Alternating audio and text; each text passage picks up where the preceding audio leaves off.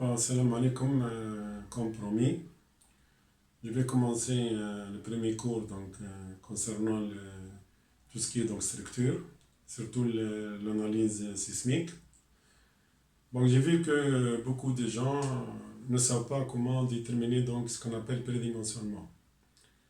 Donc كثير من المهندسين يخدموا من بعضهم بعض بالتقريب كيف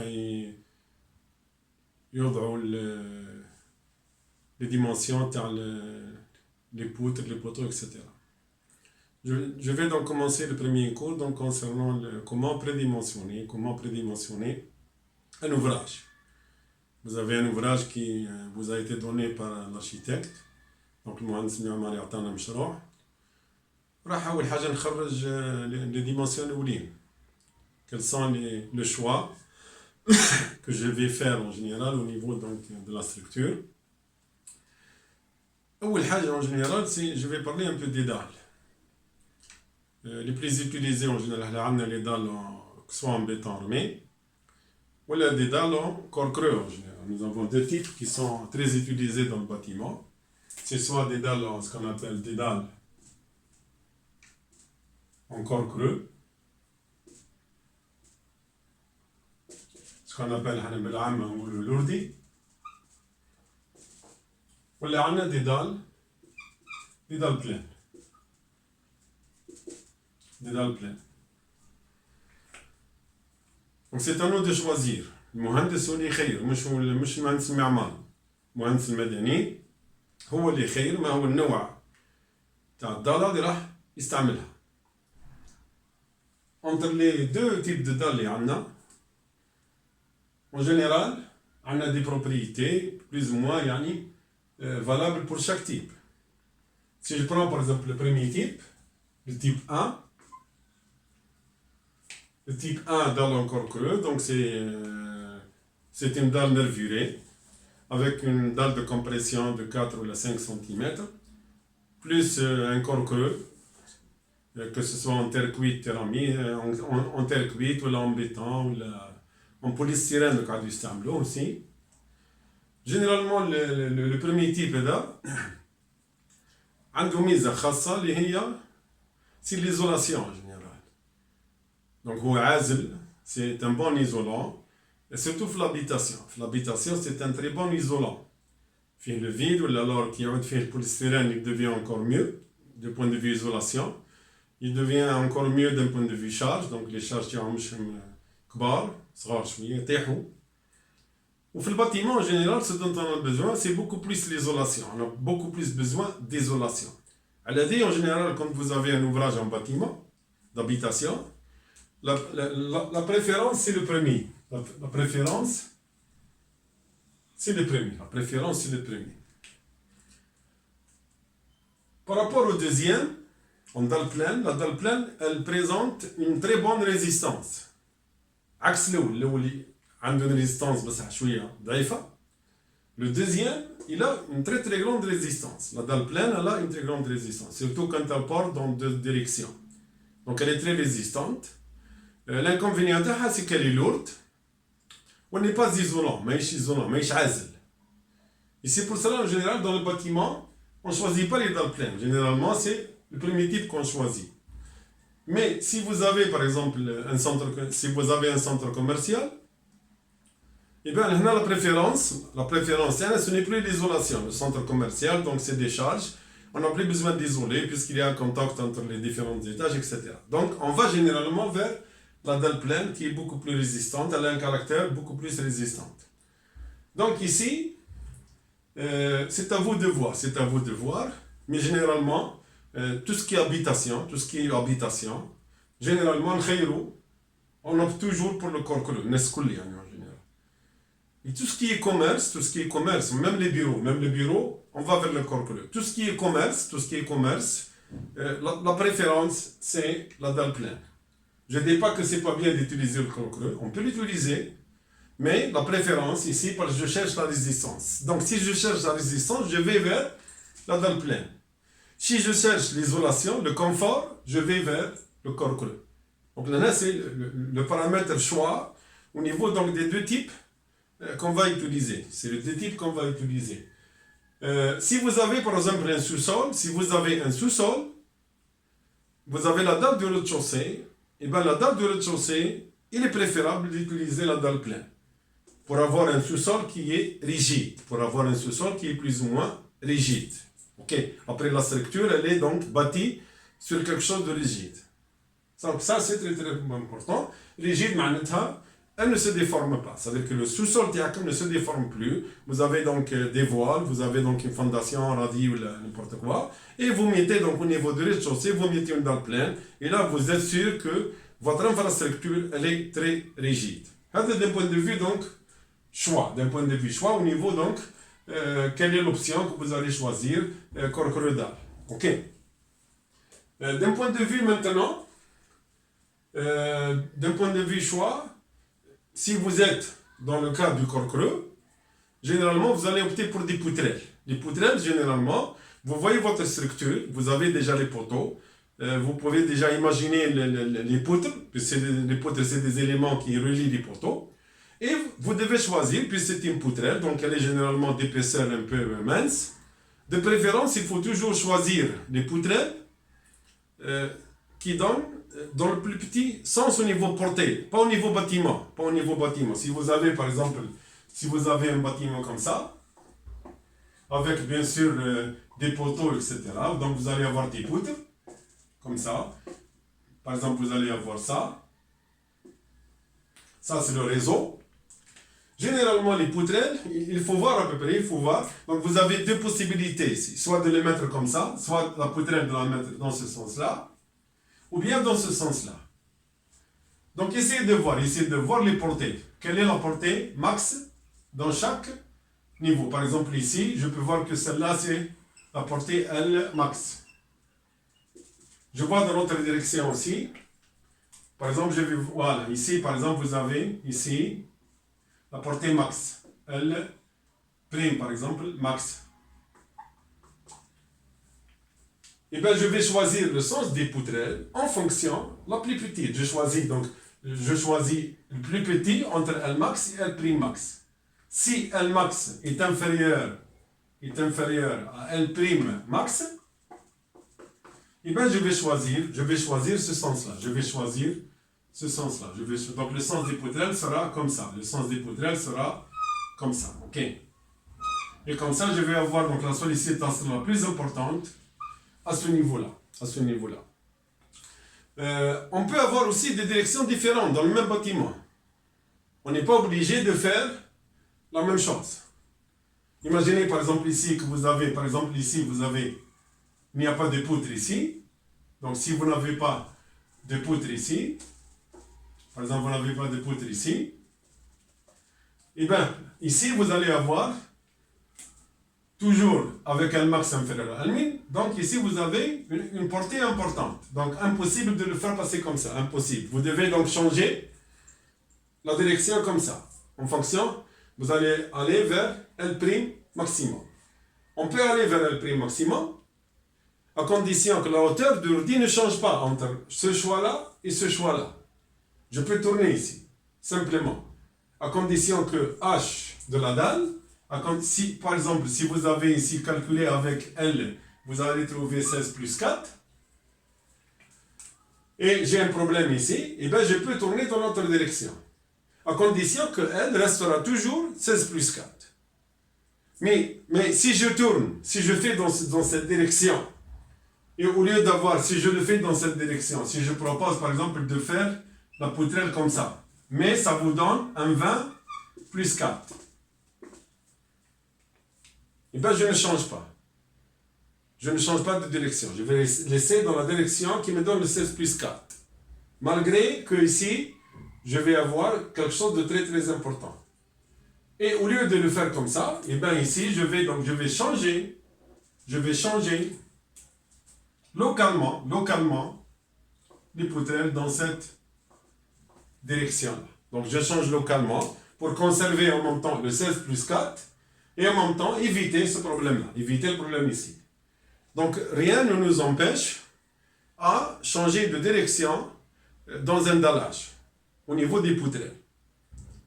je peux aussi mélanger, ce n'est pas un problème. Je peux aussi, ici, faire une dalle pleine, carrément. Je peux aussi conserver la même direction comme ça. Et ici, je fais une dalle pleine. Ok, donc c'est pas vraiment très négatif. Donc on peut le faire aisément, sans aucun problème. Ça au niveau choix. Maintenant, si vous avez choisi un sens de poutrelle, supposons toujours au niveau de votre poutrelle, vous allez choisir, toujours je vais rester donc, dans cette direction-là, donc je vais maintenir mon premier exemple, et je vais faire les poutrelles dans cette direction-là. Donc les poutrelles seront comme ça.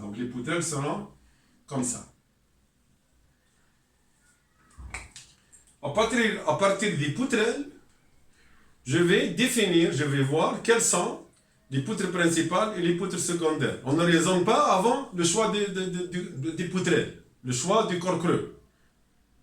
Parce que j'ai entendu quelques-uns qui disent que la poutre principale, c'est la poutre la plus importante, c'est le sens le plus important. Non, c'est pas ça. La poutre principale, c'est le sens des poutrelles qui va définir les poutres principales. Ici, si je choisis ce sens-là, je vais avoir, donc les poutrelles vont reposer sur ces poutres. Donc je vais avoir le premier appui, un deuxième appui, troisième appui, quatrième appui, cinquième appui, sixième appui. Qu'est-ce qui supporte ces poutres-là? C'est ces poutres-là. Donc ils sont supportés par ces poutres-là. Sont supportés par ces poutres-là. Ok? Voilà. Donc c'est ces poutres qui supportent le plancher. Dans le cas où nous avons une dalle pleine, ici je ne vais plus avoir de poutres porteuses. Parce que la dalle pleine, surtout quand elle porte dans deux directions, elle transmet les charges vers les deux poutres.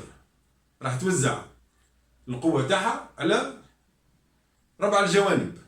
Donc je n'ai plus ici de poutres principales. Toutes les poutres seront principales ici. Je ne vais plus avoir de poutres principales, les poutres, etc. Donc les poutres principales dans le cas du corps creux, ces poutres-là, 1, 2, 3, 4, 5 et 6, sont des poutres principales.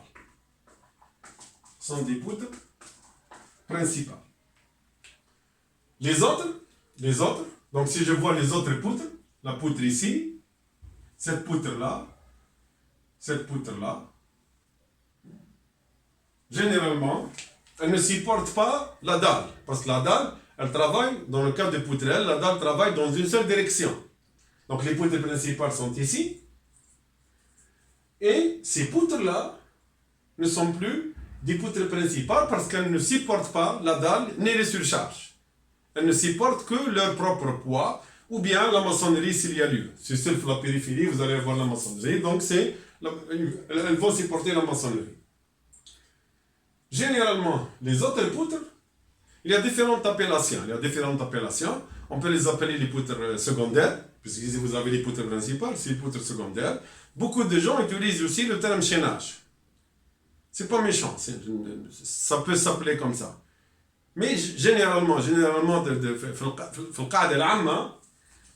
avons deux types de poutres.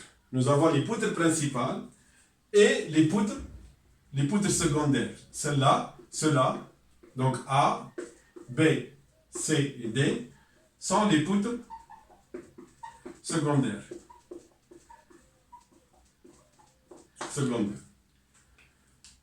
Et je vais utiliser les poutres chaînage, de préférence encore, c'est pas obligatoire, de préférence, si vous avez une poutre quelque part qui ne repose pas sur les poteaux, là on peut l'appeler par exemple poutre de chaînage. Si vous avez par exemple un balcon, si vous avez par exemple un balcon ici,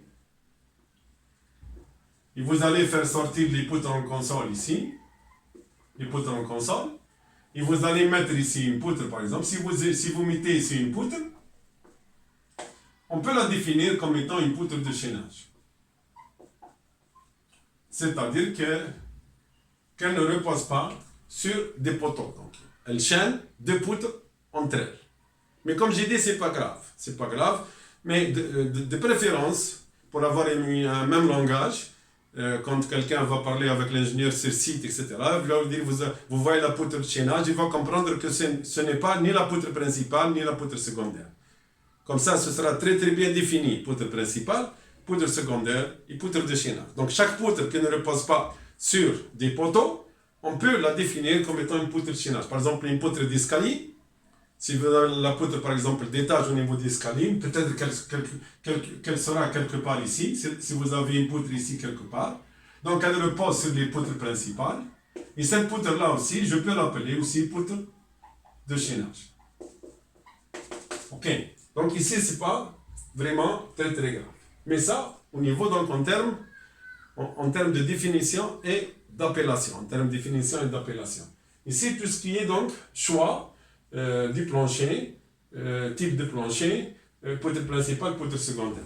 Maintenant, je vais aller vers ce qu'on appelle le prédimensionnement. Je vais aller vers le prédimensionnement. Le prédimensionnement. Le prédimensionnement. Comme son nom l'indique, j'ai une structure, donc je ne sais pas a priori quelles sont les dimensions. Les poutres principales, combien elles font, les poutres secondaires, la dalle, combien elle fait, le corps combien il fait, les poteaux, combien ils font. Je ne peux pas a priori connaître au départ. Donc, il y a des lois, قواعد نقدر نستعملها قواعد تقريبية فقط. Donc, si je ne respecte pas le prédimensionnement, c'est pas faux. مش معناتها faux. C'est un prédimensionnement. L'essentiel, c'est qu'après, vous allez vérifier toutes les vérifications. Vous allez vérifier l'état limite ultime, résistance, dans les poutres par exemple, vous allez vérifier votre état limite service, la compression dans le béton, la fissuration, la flèche. C'est bon, si tout est vérifié, c'est bon. Le prédimensionnement, c'est une aide, يعاوننا. Quand beaucoup de gens acceptent le prédimensionnement, c'est quelque chose de, c'est une science. Non, c'est pas une science, c'est pas démontré. Généralement, c'est quelque chose d'approché qui me permet donc de dimensionner un projet. Le règlement, si je vois le règlement béton armé, tout ce qui est flèche, tout ce qui est flèche,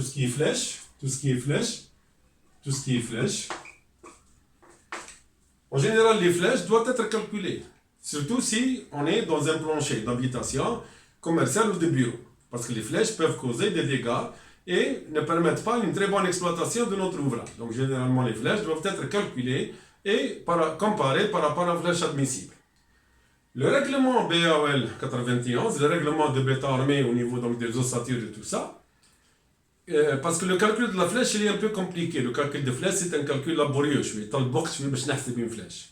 Bon, avec les logiciels c'est plus pratique, mais quand on يحب يحسبه بيدو, c'est très lent pour calculer une flèche.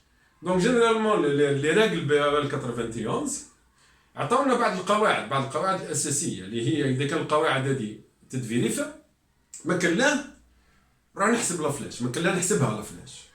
Et c'est ce qu'on appelle les conditions de flèche. C'est les conditions de flèche. Et à partir de ces conditions de flèche, si ces conditions sont vérifiées, donc ce n'est pas la peine que je vérifie la flèche, donc c'est une mesure simplificatrice. حاجة تسهل شوية المهام تاع المهندس تخليه ما يكالكوليش les flèches qui sont un peu difficiles à calculer et laborieux, beaucoup de calculs. Donc كاين بعض القواعد اللي يمدها البي 91 قال لك إذا كان القواعد هذه متوفرة, si ces règles-là sont justifiées, on vous autorise à ne pas calculer la flèche. Donc تقدروا ما تكالكولوش la flèche إذا كان بعض القواعد تكون موجودة. Et c'est pour cela que le prédimensionnement en général, جبدوه من les conditions des flèches, خرجوه من la condition des flèches. À partir des conditions اللي حطهم البيطون armé, الناس خرجوا بعض القواعد اللي يمشيو عليها باش ما فيريفيوش la flèche. Mais comme j'ai dit, je reviens toujours, si ces conditions ne sont pas vérifiées, on doit vérifier la flèche. لكن ما قدرتش انايا نحقق الشروط هذوما لازم نفيريفي لا فلاش. Ça veut dire نرجع نقول بلا راهو لي كونديسيون هذوما ne sont pas اوبليغاتوار. يا اما نطبقهم وما نفيريفيش لا فلاش، يا اما نقدر ما نطبقهمش بصح نولي نرجع نفيريفي لا فلاش. سي دي كونديسيون دي فلاش. بارمي لي كونديسيون دي فلاش راح نحاول نمدهم، راح نحاول نمد لي كونديسيون دي فلاش هذوما ونشوفوا كيف ما منهم نقدروا نخرجوا لي ديمونسيون. surtout au niveau hauteur, surtout au niveau de la hauteur des poutres, surtout la hauteur des poutres. كي نرجع لهنا في لي كونديسيون دي فلاش، par exemple l'article B اللي يحب يطلع عليه، l'article B6 5.1 تاع البي ال، l'article B5 6.1 تاع البي ال. واش يقول l'article هذا؟ qu'est-ce qu'il dit cet article là؟ يقول بلي راهو si H, la hauteur de la poutre, donc H poutre ici, la hauteur de la poutre, sur la portée, L, اللي هي la portée, donc ما نكالكيلوش la flèche باللون tourné, jusqu'à قاعدين نقربوا باك لهنا، ما نعرفش البوتو ديجا، je peux pas donc calculer long tourné. En général نخدموا باللا portée en général. Le prédimensionnement se fait par rapport à la portée اللي هي معروفة من l'axe l'axe. Il faut واش يقول لك هنا supérieur ou égal à 1 dixième de M travé, le moment entravé, sur le moment, dans la poutre isostatique comme 0. Dans la poutre isostatique comme 0. Donc, il dit que si H poutre sur R portée supérieur à 1 dixième de MT égale 0, et en même temps, donc, إضافة إلى ذلك لازم رو le pourcentage d'armature dans votre poutre، صحيح ما يكونش فراج كبير دليل على مومون كبير، لا فلاش كبيره. دونك يقول لك رو لازم يكون انفيريور ايغال رو qui est égal à la section d'acier AS tendu في la zone tendue، في la zone tendue مش AS total، AS في la zone tendue، AS tendue على la section تاع البيتونتي اللي هي B0D، B0 par D. B0 c'est la largeur de votre poutre, rectangulaire c'est B0, en T ce sera B0, D c'est la hauteur utile, entre la fibre supérieure et le centre de gravité des armatures. Si la condition dit لازم تكون inférieure ou égale à 4,2 sur FE. FE en MPa ici, en mégapascal, FE en MPa. Si cette condition est vérifiée, avec cette condition-là, ce n'est pas la peine de calculer la flèche. Ce n'est pas la peine de calculer la flèche dans votre poutre. C'est-à-dire, je vais la condition de flèche. Et à partir de là, surtout la condition, je ne la connais pas parce que je n'ai pas calculé. Donc, celle-là, elle n'est pas encore vérifiée. Elle reste à vérifier. Et si je prends celle-là, donc je vais prendre uniquement la première condition. La première condition, qu'est-ce qu'elle dit la première condition? Donc, dans le cas isostatique, donc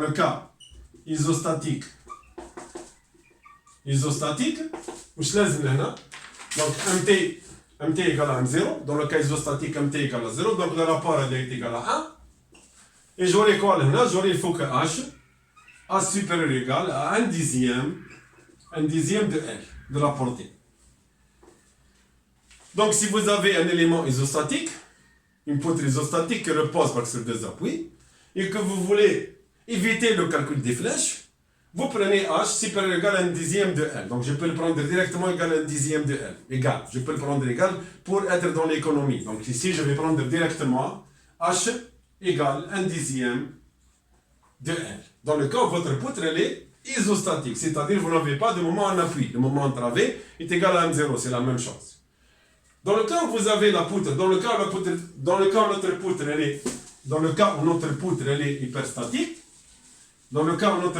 est hyperstatique, et bien ce sera autre chose. Dans le cas de la poutre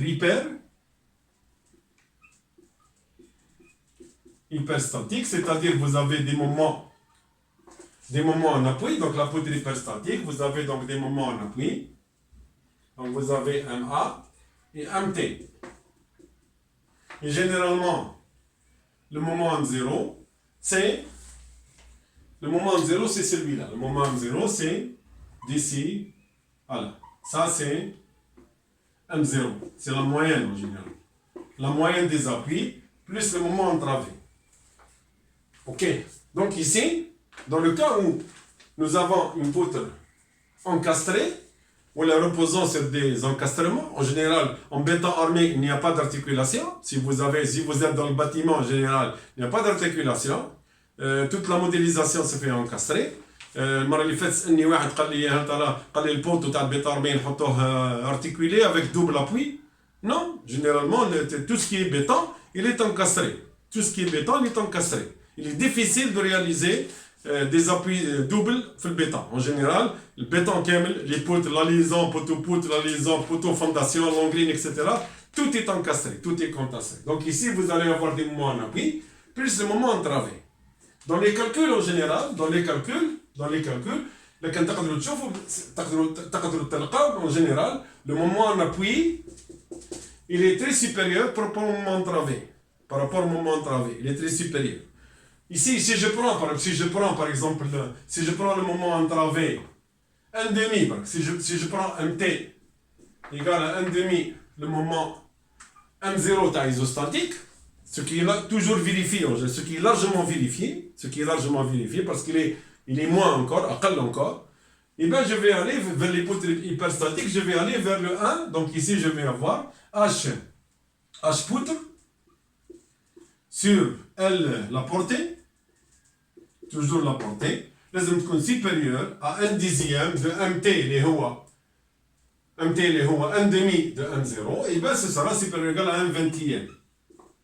Ce sera égal à 1 vingtième. On peut voir ici que dans le cas d'hyperstatique, ce n'est plus un dixième, c'est le 1 vingtième.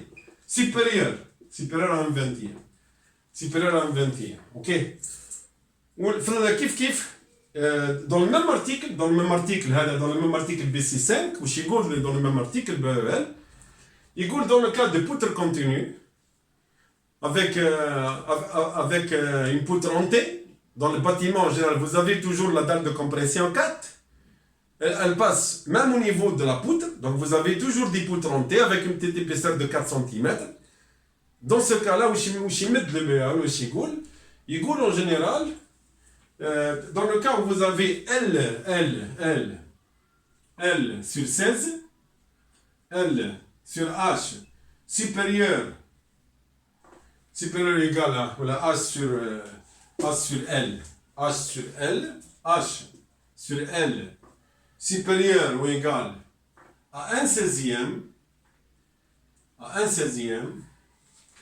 on peut se dispenser du calcul de la flèche. En général, donc je vais récapituler tout ça. Je vais arrêter ici. Donc en général, vous avez quoi? Vous avez le 1 dixième, vous avez le 1 seizième et vous avez le 1 vingtième.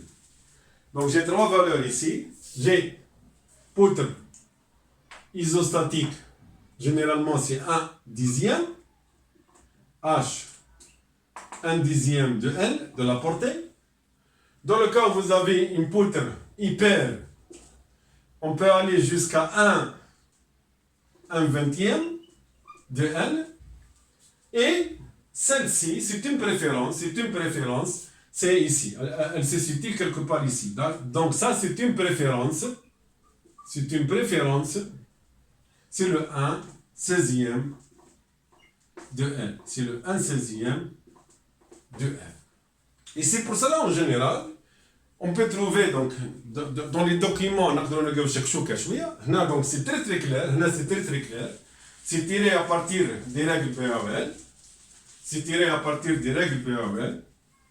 Et donc, si je suis en hyperstatique de préférence, je vais vers H, toujours H sur L, à peu près supérieur égal à 1 seizième, pour rester dans la non-vérification, pour ne pas vérifier votre flèche. Si vous êtes dans un système isostatique, ici, vous êtes ici, donc dans l'isostatique, vous prenez carrément H égale à 1 dixième de la portée. Dans le cas de l'hyperstatique, vous pouvez aller entre supérieur à 1 seizième, pour ne pas vérifier votre flèche, Donc je peux prendre par exemple un 12e, un 13e, un 14e. Tout dépend de vos portées. Si vous avez des portées 6 par 6, vous prenez par exemple un 12e. Si vous avez des petites portées, vous pouvez tendre vers un 13e, un 14e, etc. Il faut toujours que vous soyez dans cette condition-là pour ne pas vérifier votre flèche. Et bien sûr, pour les poutres principales, c'est des poutres porteuses, donc on les هزين. ماذا بيا نكبر في les dimensions تاعهم. Donc, je peux rester entre un dixième et un 16e. Je peux prendre par exemple ici, plus supérieur, je peux prendre par exemple un 12e jusqu'à un 13e. Jusqu'à un 13e dans les poutres principales. Je suis toujours supérieur, c'est toujours supérieur ou égal, supérieur à un 16e. C'est toujours supérieur à un 16e. Et dans les poutres secondaires, pour les poutres secondaires, puisque ma hazine elle ne supporte rien du tout, et ben je peux aller vers le 1 16e, je peux aller vers encore le 1 16e, je peux aller vers un 16e, je peux aller vers le 1 16e. Pour les poutres secondaires, je peux aller vers le 1 16e au niveau donc de la détermination de votre hauteur. Ok. Donc ça, c'est une première approche d'un point de vue donc prédimensionnement, le choix, etc. Et je vais donc continuer comme ça sur les dalles, les escaliers, etc. Ensuite, rentrer dans le sujet de tout ce qui est donc parasismique. Ok. Et merci pour votre attention. À la prochaine.